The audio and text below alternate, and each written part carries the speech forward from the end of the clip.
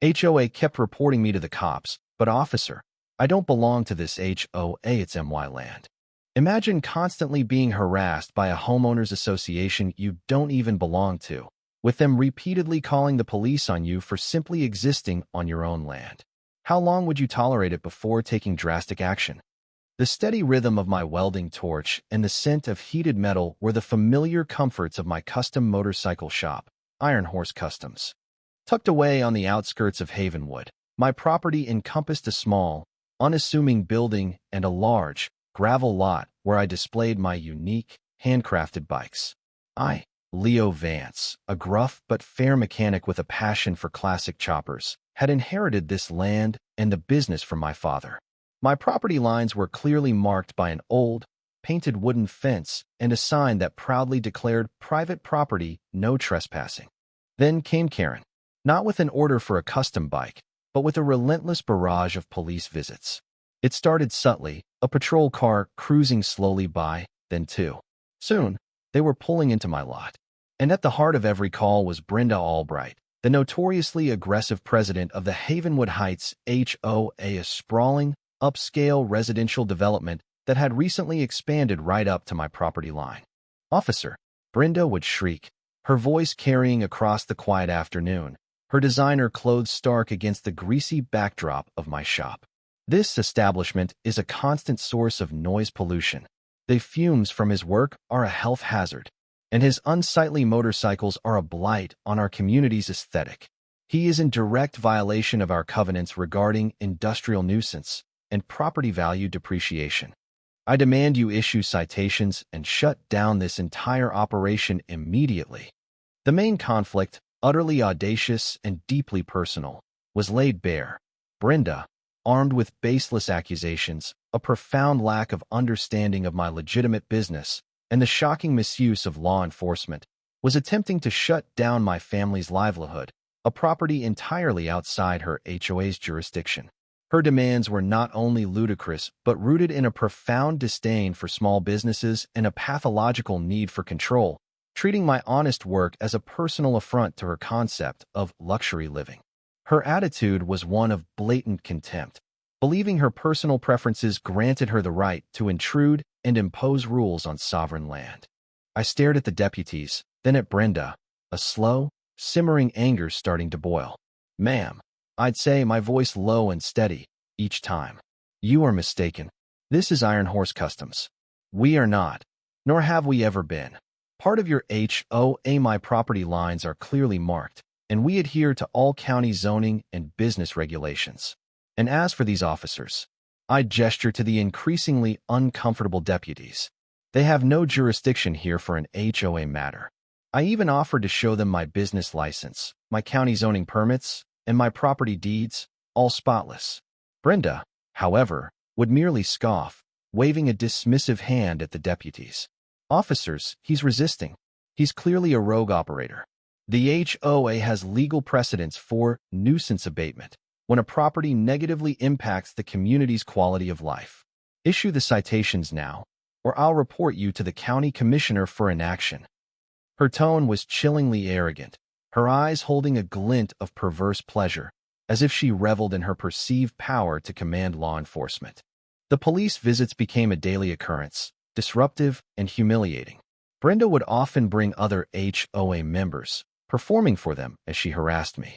Then, her audacity escalated into a direct, shocking act of sabotage.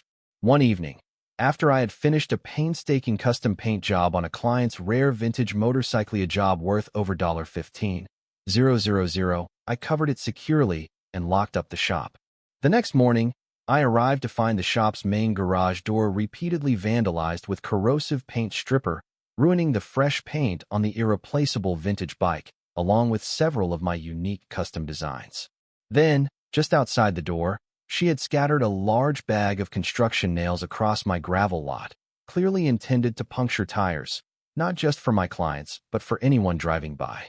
It was a calculated, malicious act designed to damage my property, cripple my business, and endanger my customers. Right after discovering the vandalism and the nails, a crucial twist unfolded from an unexpected source.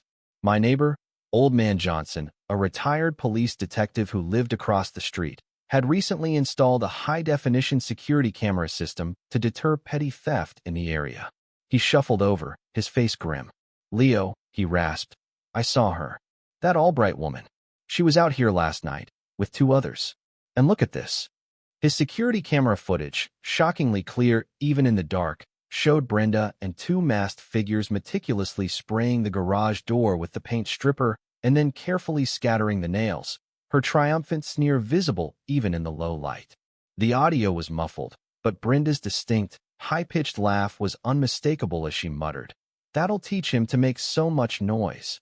The larger consequence of Brenda's actions became terrifyingly clear. The vintage motorcycle she had damaged wasn't just a client's prized possession. It was slated to be featured in a national charity auction benefiting wounded veterans' rehabilitation programs. The irreparable damage meant it would miss the auction, potentially costing the charity tens of thousands of dollars in much-needed funds. Her petty vandalism had now escalated into a direct assault on the welfare of heroes, elevating her personal malice to a matter of profound humanitarian and military significance. And that wasn't all. Old Man Johnson's cameras also picked up Brenda and her accomplices removing a small, rusted iron marker from my property line and replacing it with a pristine new one that expanded her HOA's official boundary, brazenly encroaching on my land. Armed with Johnson's irrefutable video footage, the furious director of the National Veterans Charity, and my own burning desire for justice, I stopped simply explaining. I immediately called the police, but this time, I had evidence. When the officers arrived, Brenda was already there, pacing triumphantly. "Officers," she shrieked, "I'm here to report more of his illegal activities. He's attracting vagrants with his loud bikes."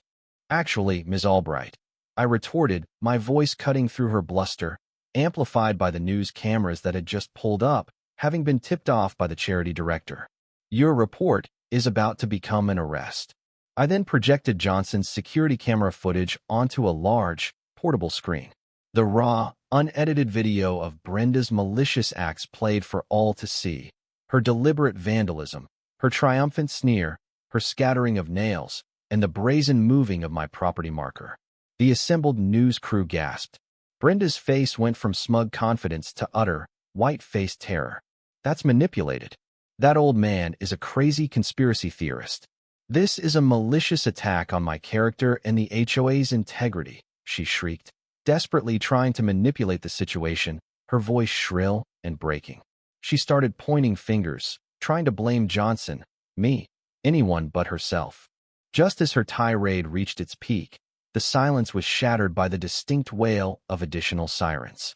More sheriff's vehicles, but also a sleek black SUV marked State Attorney General's Office, Fraud Division, pulled up. Out of the lead vehicle stepped a grim-faced prosecutor, followed by the head of the local property tax assessor's office and the furious director of the Veterans Charity. The charity director spoke first, his voice cold and cutting. "Ms. Albright, your actions have directly jeopardized our annual auction, costing wounded veterans vital funds for rehabilitation. My organization will be pursuing the maximum charges against you for this criminal sabotage." The property tax assessor stepped forward. "And Ms. Albright, your brazen attempt to move property markers and claim land outside your HOA's jurisdiction is a clear felony, and we're now launching a full audit of all property tax records associated with Havenwood Heights, given widespread reports of your fraudulent property reassessments and inflated HOA fees." Finally, the State Attorney General's prosecutor stepped forward. "And Ms. Albright, we've also been investigating reports of widespread financial irregularities within the Havenwood Heights HOA, specifically regarding the fraudulent collection of improvement fees and the diversion of HOA funds to shell corporations ostensibly for community beautification projects. Your documented acts of vandalism, tampering with property lines, and harassment of legitimate businesses align perfectly with these ongoing investigations. Furthermore, we have evidence of significant sums of HOA funds being diverted to offshore accounts linked to your shell corporations, ostensibly for development projects that never materialized." A nervous murmur rippled through the gathered Havenwood Heights residents, who had followed the commotion, as one stammered to the prosecutor, She told us the improvement fees were for our new gated entrance. We had no idea the money was going to her husband's construction company. It was a chilling revelation. Brenda wasn't just a busybody. She was a criminal mastermind, systematically defrauding her own residents, attempting to seize valuable property through illegal means, and exploiting charity efforts for her personal gain, with the nuisance complaints merely a cover for her grand scheme. A past incident, whispered among her former business associates, revealed that Brenda had been previously disbarred from practicing real estate due to systematic fraudulent dealings. The consequences for Brenda Albright were immediate and utterly devastating.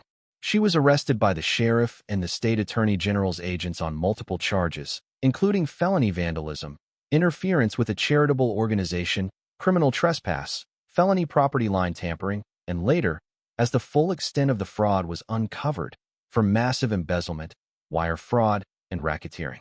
The Havenwood Heights HOA was placed under immediate state and federal oversight, its assets frozen, and a full forensic audit exposed tens of millions in stolen funds, a systematic scheme orchestrated by Brenda and her network. Her carefully cultivated image as the benevolent community leader shattered into irreparable pieces. The HOA residents she had once intimidated and defrauded now turned on her, furious at being manipulated and exploited, their HOA funds stolen, and their property values in jeopardy due to her criminal actions. Her social circles, built on an illusion of wealth and influence, abandoned her completely, unwilling to be associated with such public disgrace. Her vast real estate holdings, her fortune, her status, her perceived power all confiscated as part of the ongoing investigation and subsequent lawsuits. She lost everything: her freedom, her fortune, and her reputation. The ultimate irony was that her audacious attempts to shut down my legitimate business and steal my land led to the complete unraveling of her vast, illegal enterprise. As for Iron Horse Customs, it thrived. The damaged bike was meticulously restored with funding from Brenda's seized assets, and the charity auction, though delayed, ultimately raised more money than ever, with my story gaining national attention. The satisfaction was immense, watching her literal and figurative empire crumble before her eyes, a quiet triumph of justice and legitimate enterprise over arrogant pretense and rampant criminality. What's your take on this? When someone so brazenly abuses power, engages in criminal vandalism, and attempts to steal land while defrauding an entire community and interfering with charity, does their complete and utter downfall truly serve justice? Or is there a point where the consequences become too extreme?